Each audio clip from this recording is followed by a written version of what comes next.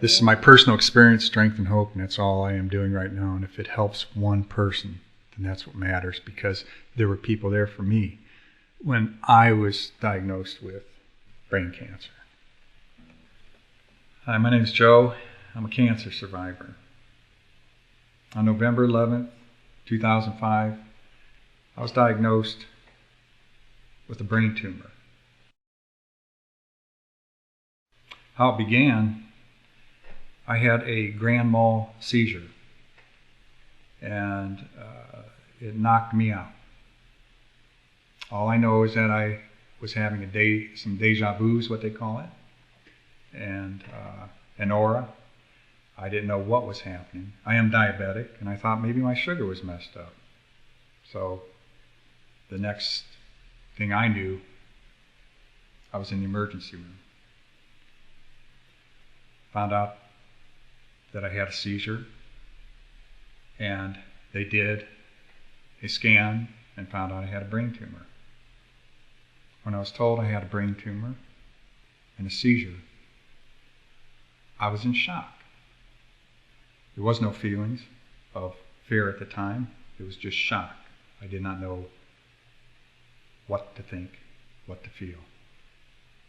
All I know is that my family was there, and I need to mention that because that was very important. For me, family is very important. And everybody was in shock. After I found out I had a brain tumor, we were told that it needed to come out.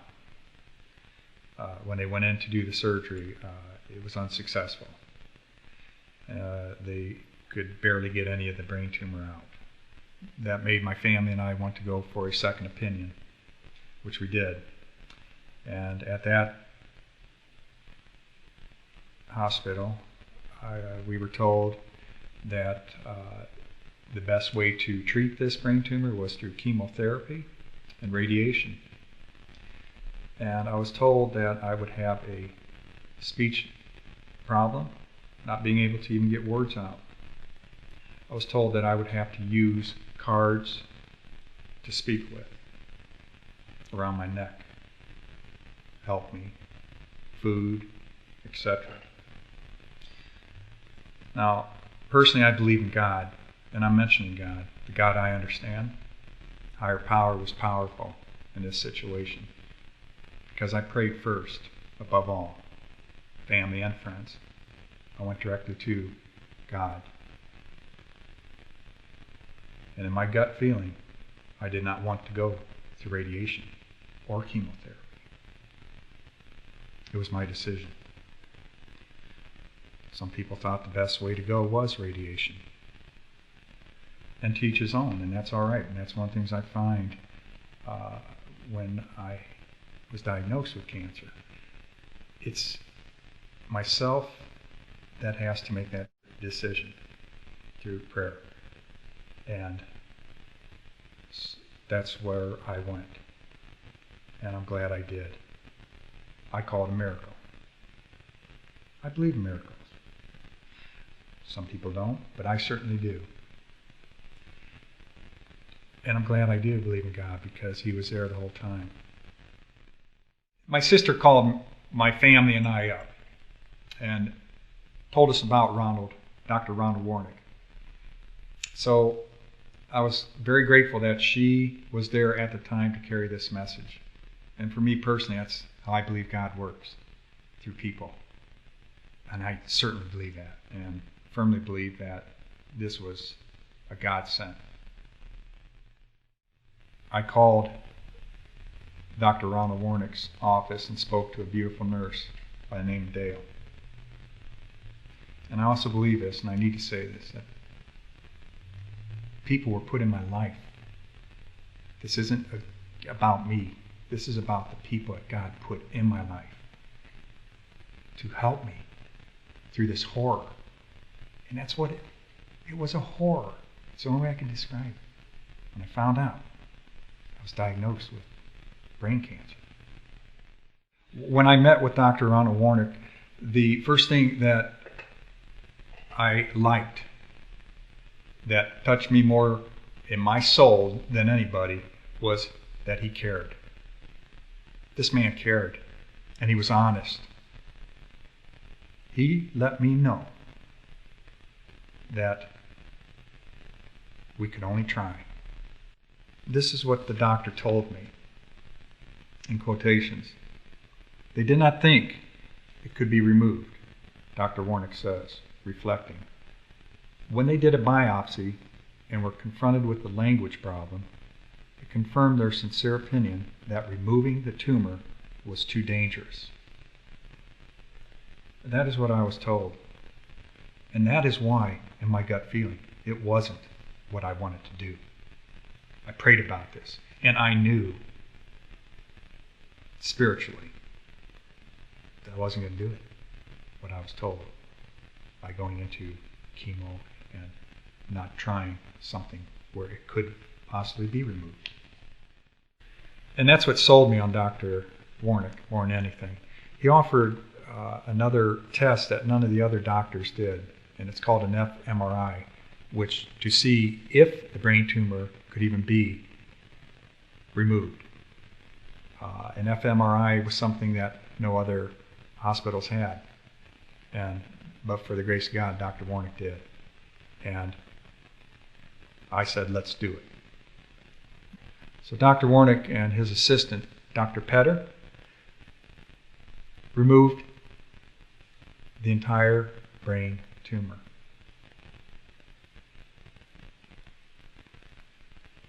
And that is remarkable. For me, it is just a miracle.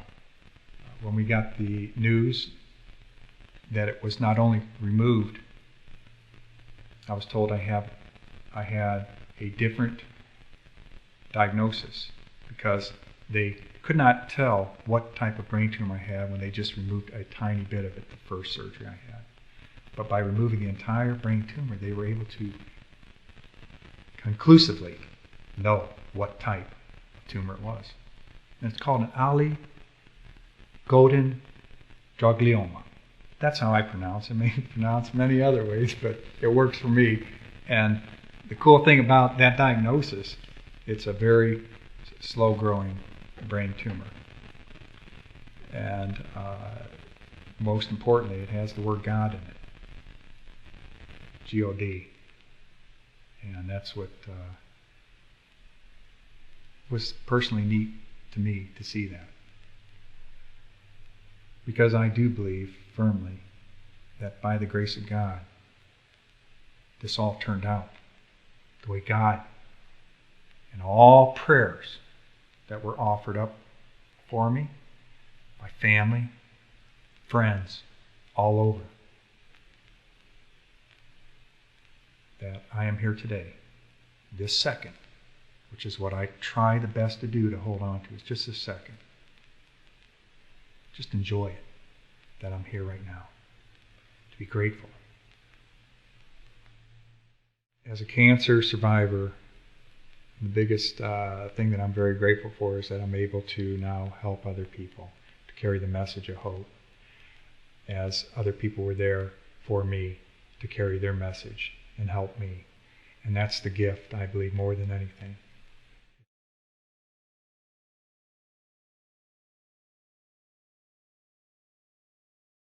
And if you don't mind now, I'd like to get back to my guitar, and because I like music. Music is a good way to heal my soul.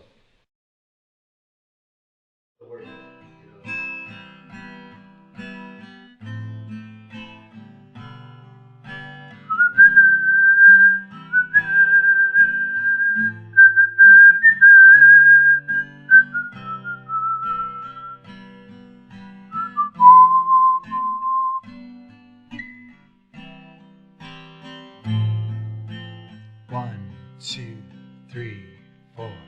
I believe in hope. I believe in miracles. Yes, I do. I believe in hope. How about you? 2, 3. Here we go. Now listen. I believe in hope. I believe in miracles. Yes, I believe in hope. How about you?